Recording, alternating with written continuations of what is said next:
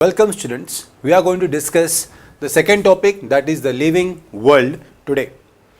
Students, when I say the living world, the first thing what we should understand is the things surrounding us.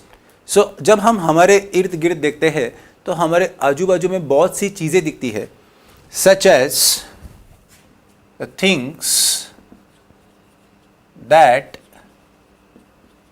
surround us. इसमें दो basic type की चीज़ें मिलेंगी, एक होंगी living और एक होंगी non living. Students, we already know, मैं बात कर रहा हूं तो मैं हूं living. How will you understand that I am living और non living? So there has to be some features, ऐसी कोई चीज़ें होंगी जो देख के मुझे पता चलेगा कि यस, कि भाई ये पर्टिकुलर चीज़ लिविंग है. So there are certain features such as, common sense के लिए बात करूं तो ग्रोथ, रेस्पॉन्स. किसी ने आपको बुलाया तो आप क्या करते हो? रेस्पॉन्स देते हो. आपने किसी एनिमल को देखा और अगर वो आपके पास आ रहा है, जैसे कि डॉग आ रहा है, और अगर आपने उसको किया तो वो थोड़ा दूर जाता है. So that means what? He is responding to you, that you are scared and you are trying to shoo the dog away. What does that indicate? That indicates that these things are living. At the same time, can you imagine a rock on the road? अगर rock road पे है तो क्या हम rock को करके rock दूर जाता है? No. That means ऐसी कोई चीज़ें, ऐसी कोई फीचर्स जो लिविंग थिंग दिखाते हैं, such as growth and response, are not shown by the non-living things surrounding us. So, for example, अगर मैं एग्जाम्पल की ओर से देखूँ तो किसी भी स्मॉल चाइल्ड को ले लो. A baby grows up to become a adult person. और that adult person shall be a women और अ मैन. इतने सारे टेन्योर में क्या क्या चीज़ें होती है? Come on think about it. आपके घर में कभी ना कभी अपने छोटे बच्चे को देखा रहेगा, आप खुद भी बहुत छोटे से हैं. So what has become to you? आप पहले बहुत छोटे थे, अभी आप 6th तक आ चुके हैं. So what does that indicate to us? That आपके अंदर ग्रोथ हुआ है. So when I say growth, what exactly do you mean by growth? So right from baby to baba ऐसे ही लिखा मैंने, that is actually an adult. बनने तक कुछ चीजें आपके अंदर होंगी. some changes will be taking place, such as आपकी हाइट, आपका वेट, isn't it? आपकी हाइट बढ़ेगी, आपका वेट बढ़ेगा, आपकी ताकत बढ़ेगी, your strength will increase, right? So what does it indicate? It indicates that वहां पे कुछ ना कुछ ग्रोथ हुआ है. डज दैट मीन क्या ये बेबी ही बाबा बन सकता है? No. In all plants it is mainly the with the height of the stem that grows. So plants में basically the with and the height of stem grows. So how will I understand कि a particular plant is growing or not? उसका width and the height of the stem मुझे check करना पड़ेगा. So as they grow, some plants develop branches. So किसी किसी के plants के branches होते हैं और किसी किसी के प्लांट्स के ब्रांचेस नहीं होते. सो स्टेम मिलेगा आपको देखने को एंड ब्रांचेस देखने को मिलेगा, बट ब्रांचेस सबके होने ज़रूरी नहीं है. So there are certain trees, for example if I say that the bamboo tree, the coconut tree और द टोडी प्लांट्स, ये जो प्लांट्स होते हैं इनके कोई ब्रांचेस नहीं होते, whereas mango, banyan and people, इनके काफ़ी सारे ब्रांचेस होते हैं. Okay, that's a basic difference what you can find in the growth. मतलब मैं ग्रोथ के लिए सिर्फ ब्रांचेस वाला पॉइंट रख के डिसाइड नहीं कर सकता कि हाँ भाई ब्रांचेस नहीं आई मतलब इसका ग्रोथ नहीं हुआ, ऐसा मैं नहीं बोल सकता. मोर ओवर ये जो ग्रोथ होता है प्लांट्स का वो लाइफ लॉन्ग होता है. ये लाइफ लॉन्ग ग्रो होते रहते हैं, अनलाइक एनिमल्स ही क्यों, हम भी एक लिमिट तक ग्रो होते हैं. अभी हमारे पेरेंट्स है, पेरेंट्स का हाइट क्या हमेशा बढ़ता रहता है? नहीं, जितना हाइट है उतना ही हाइट रहेगा. लेकिन आप जो छोटे मोटे नन्हे मुन्ने राई है, आपकी हाइट बढ़ेगी. वाई? बिकॉज आपका ग्रोइंग एज है. हमने सुना रहेगा ना, मम्मी पापा बोलते हैं growing age. So growing age में क्या ग्रो होने वाला है? आपकी हाइट ग्रो होने वाली है, आपका वेट बढ़ने वाला है, आपका स्ट्रेंथ बढ़ने वाला है. So is my point clear? In case of animals and human beings, the growth is still a limited period of time, whereas in the case of plants, it is lifelong. जब तक वो रहेंगे तब तक वो बढ़ते रहेंगे. Now, ये सब करने के लिए हमारे लिए सबसे इंपॉर्टेंट चीज़ है food, and this is a very important concept students. इसके ऊपर प्लीज़ ध्यान दीजिए. व्हेन आई से फूड, सो मेरे लिए तो एक वड़ा पाव भी हो सकता है, एक छोले भटूरे हो सकते हैं, या फिर सादा दाल रोटी हो सकता है. मेरे लिए फूड है ना. लेकिन हम किसका आंसर कर रहे हैं स्टूडेंट्स? हम लोग प्लांट्स का आंसर कर रहे हैं. और प्लांट्स के आंसर में सबसे important source for food is, yes, we know that answer, that is Mr. Sun. So when the sun rays fall on the leaves, they produce food. तो इसका कुछ प्रोसेस होगा. So let us start discussing the process क्या है. Now plants make their own food in sunlight. मैंने एक word use किया, आपको नोट करना चाहिए. वो खुद का खाना खुद बनाते हैं, हमारे जैसे नहीं है, मम्मी पे डिपेंड करते हैं. They make their own food. Okay, और उसके लिए क्या चाहिए उनको? सन का सनलाइट चाहिए. So plant produce food from water, nutrients in the soil and the carbon dioxide present in the air. उसके साथ साथ मसाला क्या क्या चाहिए मुझे? ऊपर से क्या क्या मसाला ऐड करना पड़ेगा? I will need water, nutrients, and I will also need what? Carbon dioxide. CO2 is carbon dioxide. This process takes place on the leaves of the plant. So मैं अभी एक लीफ बनाता हूं.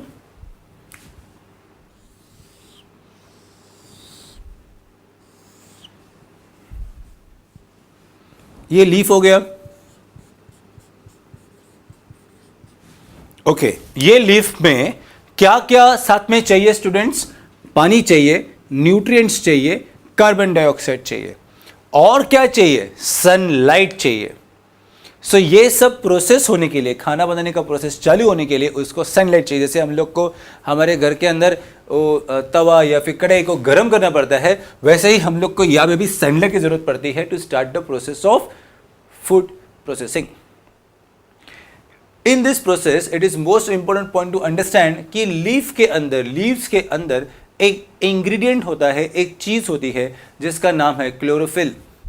सो यहां पे एक चीज है, ये चीज का नाम है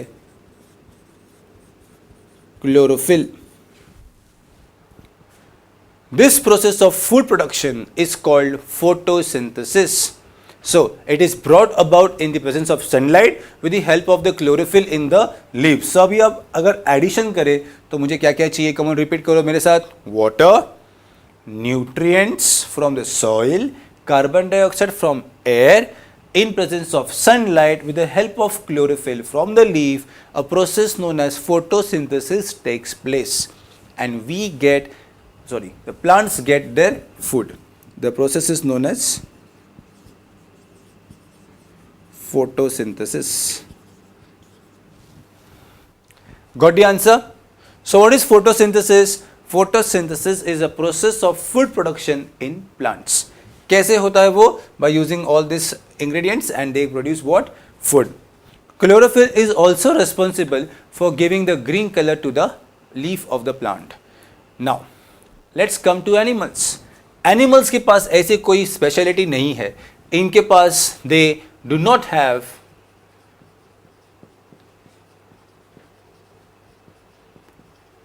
chlorophyll. इनके पास क्या नहीं है? क्लोरोफिल नहीं है. अगर क्लोरोफिल नहीं रहेगा, सो they cannot make own food.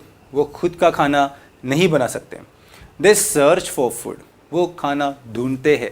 Animals such as goats, sheep, horses eat grass, while wild animals such as tigers and lions meet their need for food by hunting other animals which live on plants. So basically there are two types of animals. एक वो animal रहेगा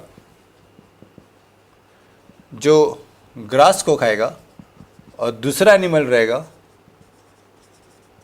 जो ये animal को खाएगा. So this is how they get their food. This is the food cycle. Okay, that means the intake of food and the resultant growth is an important characteristic of living things. So, हमने क्या देखा? Growth देखा और plants and animals के अंदर कैसे growth होता है और उनके लिए फूड कितना इंपॉर्टेंट है वो चीज़ हमने कवर किया. So the last statement I'm repeating again, the intake of food and the resultant growth is an important characteristic of living things. Now, let us try to see a very important point that is known as respiration. So if we observe ourselves or we observe a dog who is just trying to sleep or we are just trying to lie down on the bed, we feel there is some movement going on which we can't control. अगर हम control करने की कोशिश करते हैं तो वो moment अपने आप स्टार्ट हो जाएगा और हमको थोड़ा तकलीफ भी हो सकता है.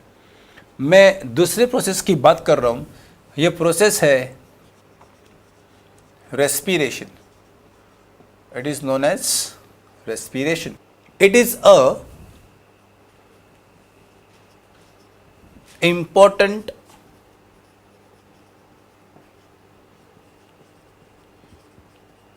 characteristic of living things. और ये चीज़ करने के लिए we have specific parts or organs to carry out respiration. So students, respiration मैं भी अभी भी कर रहा हूँ. मैं सांसें ले रहा हूँ और सांसें छोड़ रहा हूँ. उसको बोलते हैं inhaling and exhaling. So in respiration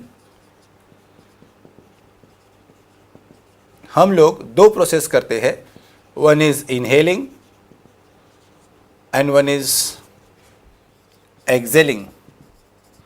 inhaling क्या होता है? बाहर से हम ऑक्सीजन इनहेल करते हैं. ये हम लेते हैं वाया नोज. सो नोज के थ्रू मैंने O2 बॉडी के अंदर लिया. ये जाता है लंग्स के अंदर. CO2 बनता है और CO2 एक्सेल होता है. So what goes in, what is going in? Inhaling. O2 अंदर जाता है, रिएक्शन होता है, CO2 बनता है और वो एग्जिट एक्सेलिंग होता है. So this process in which the inhaling of oxygen and exhaling of the carbon dioxide which is formed in the body due to the use of oxygen is called as respiration. इस process को क्या बोलते हैं हम लोग? respiration बोलते हैं, जो मैंने यहाँ पे लिख के रखा है. Okay, now animals such as fish, snake, mouse, etc. have specific organs for respiration. On the other hand, plants respire by means of microscopic pores on their stems and leaves. So plants किस तरह से respire करते हैं? मतलब plants को भी सांसें लेनी पड़ती है by the microscopic pores.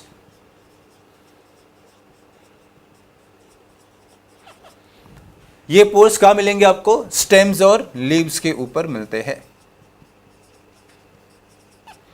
What about animals? Different animals have specific organs. They are a part of respiratory system. इसमें काफ़ी सारी चीज़ें आती है जैसे कि nose, lungs, the wind pipe, your heart. ये सब उसमें पार्टिसिपेट करेगा when you go and study further. Right now we are going to the next part, that is excretion. हम नेक्स्ट लेवल पे जाते हैं, that is excretion. Now, waste substances are formed during the many processes that take place in the bodies of animals. So, अपने हमारे body के अंदर काफ़ी सारे प्रोसेसेस होते रहते हैं. There are many processes which a body does. ये प्रोसेसेस की वजह से काफ़ी सारा वेस्ट प्रोड्यूस होता है. Okay? Now, this waste which has been produced has to be eliminated from the body. इसको क्या करना पड़ेगा? बाहर फेंकना पड़ेगा. So, इसका होगा elimination from the body. Now, imagine ये जो प्रोसेस है वो बहुत ज़्यादा इंपॉर्टेंट है, बिकॉज ये जो वेस्ट है ना, ये काफ़ी बार टॉक्सिक होता है. टॉक्सिक मीन्स पॉइजनस होता है, मतलब इसका बाहर निकलना बहुत ज़्यादा ज़रूरी है. So waste substances are formed during the many processes that take place in the bodies of animals. These are called excreta. इसको क्या बोलते हैं हम लोग, इस वेस्ट को क्या बोलते हैं, excreta. Okay. Now, and the process of elimination of this from the body is called as excretion. So excreta का removal is known as excretion. Getting the point? Plants too excrete. For example, some plants shed leaves in a specific season. So plants के लिए specific answer करते हैं. Plants भी excrete करते हैं by removal of leaves in specific seasons. Waste substances stored in the leaves of plants are shed along with the leaves. So जो भी leaves के अंदर waste है वो उसके साथ निकल जाएगा. So what do you understand by the word excretion, students? It is very important for us to remove the waste substances on time, otherwise क्या हो जाएगा, you will be having certain issues.